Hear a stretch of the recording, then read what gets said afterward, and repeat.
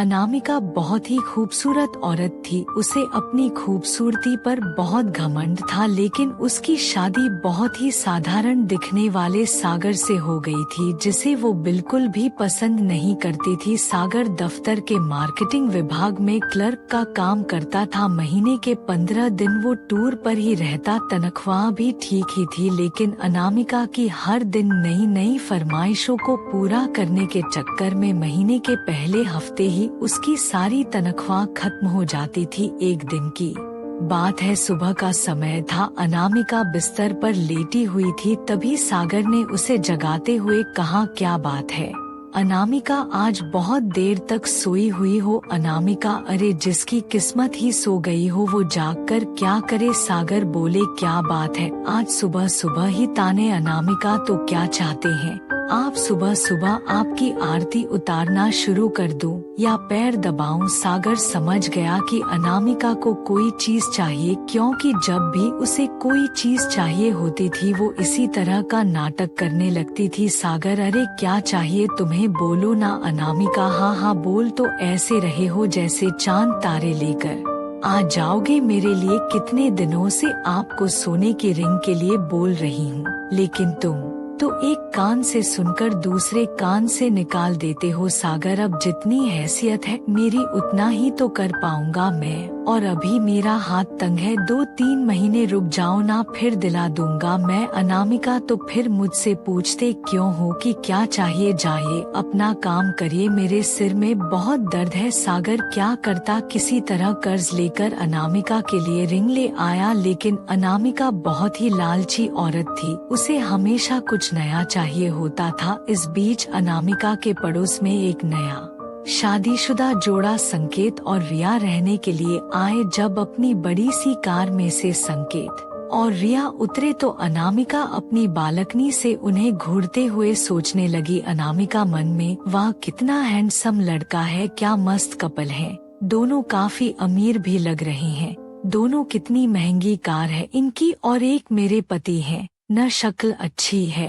और न ही कमाई। अनामिका को जब पता लगा कि ये जोड़ा बिल्कुल उनके बगल में रहने के लिए आया है, तो वो उनसे दोस्ती करने के लिए मचल उठी। खास तौर पर संकेत से उसकी दोस्ती करने की बहुत इच्छा थी। एक दिन वो उनके घर गई, उसने दरवाजा खटखटाया। दरवाजा संकेत ने ही खोला। सामने से संकेत को देखकर वो उस पर और भी लट्टू हो गई। अनामिका जी, वो मैं आपके पड़ोस में रहती हूँ, थोड़ी चीनी चाहिए थी मुझे। संकेत जी, अभी देता हूँ। संकेत, रिया जरा कटोरी में चीनी तो ले आना। रिया चीनी लेकर आ गई। संकेत ने उसे अनामिका को देने को कहा। इस बीच अनामिका की नजर संकेत के घर पर थी, काफी महंगी और एंटीक चीजों से सजा हुआ था उनका घर। जब रिया ने अनामिका को चीनी की कटोरी दी तो उसकी नजर रिया के गले में पहने नेकलेस पर गई। उसने अंदाजा लगाया कि ये डायमंड का ही होगा। रिया और संकेत दोनों ने अनामिका को घर के अंदर आने को कहा, तो उसने कहा कि फिर किसी दिन। अनामिका जब चीनी की कटोरी लेकर अपने घर गई तो सागर की नजर उस पर गई। सागर, अरे घर में तो इतनी सारी चीनी पड़ी है, फिर तुम पड़ोस से मांग कर क्यों ले आई? अनामिका, ये बात आपकी समझ में आ जाती तो आप अपने ऑफिस में क्लर्क नहीं होते। धीरे धीरे अनामिका संकेत और रिया से दोस्ती बढ़ाने लगी। जल्द ही वो उनका विश्वास जीतने में कामयाब हो गई। कभी कभी रिया किसी काम से बाहर गई होती तो वो रिया की गैरहाजिरी में भी संकेत के पास चली जाती और उससे घंटों बातें करती। संकेत हंसते हुए, अरे बस करिए भाभी, आप तो हंसा हंसा कर जान ही ले लेंगी। अनामिका, अरे ऐसा मत कहिए संकेत, आपकी जान हमारे लिए बहुत कीमती है, हम तो आपके लिए अपनी जान भी दे सकते हैं। एक बार बोलिए तो। संकेत, ये आप क्या कह रही है? अनामिका बोली, आप तो सीरियस ही हो गए, अब आपकी भाभी को आपसे मजाक करने का भी अधिकार नहीं है क्या? इनडायरेक्टली वो संकेत को कई तरह के इशारे भी करती और उसे अपने झूठे प्रेम जाल में फंसाने की कोशिश भी करती, क्योंकि उसे पता था कि संकेत बहुत ही अमीर है और वो उसकी सारी ख्वाहिशों को पूरा कर सकता है। लेकिन संकेत अपनी पत्नी से बहुत प्यार करता था, इसीलिए वो अनामिका की इन हरकतों का कोई जवाब नहीं देता था। एक दिन की बात है, अनामिका संकेत और रिया से मिलने उनके घर आई। रिया बोली, आइए आइए भाभी, हम आपकी ही बातें कर रहे थे। अनामिका, मेरी बात? रिया, अरे ये संकेत तो हमेशा आपकी बात करते रहते हैं।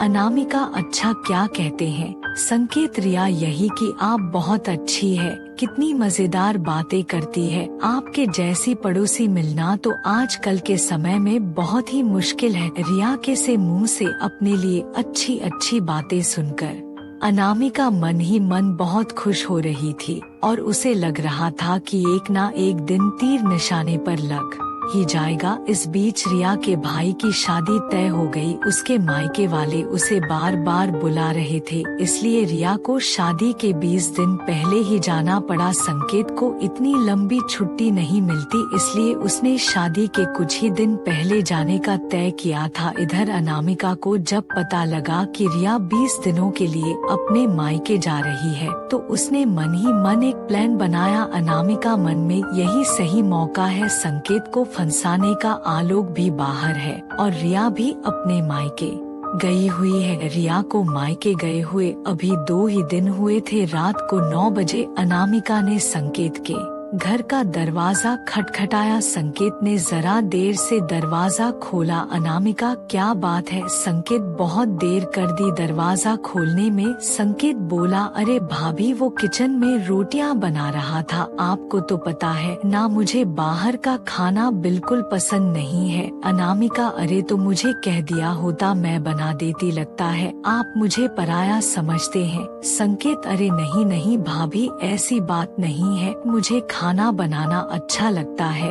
अनामिका, लेकिन मुझे ये अच्छा नहीं लगता कि मेरे रहते हुए आप किचन में खाना बनाएं। अनामिका भले ही अपने घर में कम ही खाना बनाती थी, लेकिन यहाँ तो उसका मकसद कुछ और था। वो किचन में गई और उसके लिए फटाफट खाना बनाने लगी। उसने ना सिर्फ खाना बनाया बल्कि संकेत को खिलाया भी। अब तो अनामिका सुबह शाम उसके घर आती और उसका खाना बनाती। संकेत को अनामिका का ये स्वभाव बहुत अच्छा लगा। एक दिन संकेत, अनामिका भाभी, मैं आपको क्या कहूँ, सच में आप मेरी बहुत मदद कर रही हैं। नहीं तो खाना बनाना और ऑफिस भी संभालना सच में बहुत मुश्किल काम है। एक दिन की बात है, अनामिका सुबह सुबह संकेत के घर आई। संकेत को लगा कि हर दिन की तरह वो खाना बनाने आई होगी, लेकिन हर दिन वो 8 बजे के बाद आती थी, लेकिन आज तो 7 ही बज रहे थे। अनामिका, अरे संकेत, वो क्या है ना कि आज मेरा शॉवर खराब हो गया है। बुरा ना मानो तो मैं आज तुम्हारे बाथरूम में नहा लूं। संकेत ने हामी भर दी। इधर अनामिका तो किसी और फिराक में थी। उसने संकेत के बाथरूम में कैमरा छुपाया और उसमें ऑटोमेटिक क्लिक बटन ऑन कर दिया। थोड़ी देर बाद वह जोर से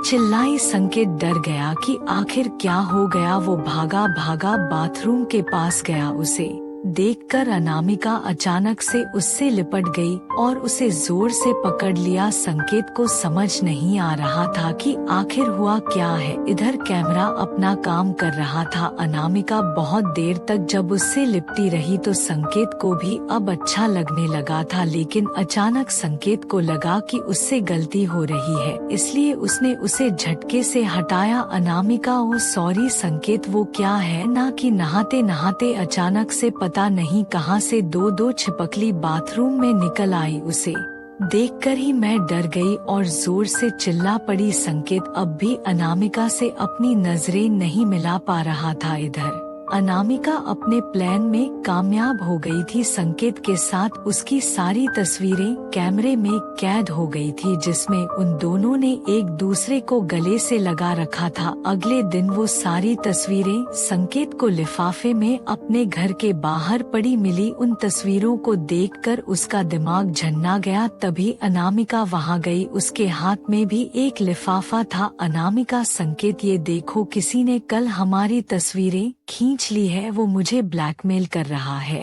और कह रहा है कि अगर मैं 1 लाख रुपए उसे नहीं दूंगी तो वह यह तस्वीरें मेरे पति को दिखा देगा। संकेत देखो, मैं 1 सीधी शादी भारतीय नारी हूँ, मुझे नहीं पता कल किसने ये हरकत की है। संकेत को भी कुछ समझ नहीं आ रहा था। उसने 1 लाख रुपए अनामिका को दे दिए। हालांकि उसे अनामिका पर रत्ती भर भी शक नहीं था, लेकिन अनामिका ने एक बार फिर से उससे 5 लाख रुपए मांगे तो उसका दिमाग ठनका। फिर भी उसे ज्यादा शक नहीं हुआ। उसने 5 लाख रुपए भी उसे दे दिए। लेकिन जब संकेत रिया के पास जाने की तैयारी कर रहा था तो अनामिका ने फिर से उसे 2 लाख रुपए मांगे। इस बार संकेत को लगा कि दाल में जरूर कुछ काला है। हालांकि गलती उससे भी तो हुई थी। संकेत ने बहुत सोचा और उसने रिया से माफी मांगते हुए उसे सारी बातें बता दी। रिया उसी समय अपने मायके से संकेत के पास लौट आई। उस दिन अनामिका जब शाम को 2 लाख रुपए लेने आई तो उसने रिया को देखा। रिया को देखकर उसका चेहरा उतर गया। अनामिका, अरे तुम कब आई? रिया जी अभी आई हूँ भाभी। उसके बाद रिया ने संकेत और अनामिका की सारी तस्वीरें उसे दिखाई और कहा, रिया भाभी आपने मुझे बताया क्यों नहीं कि कोई आपको इन तस्वीरों के लिए ब्लैकमेल कर रहा है।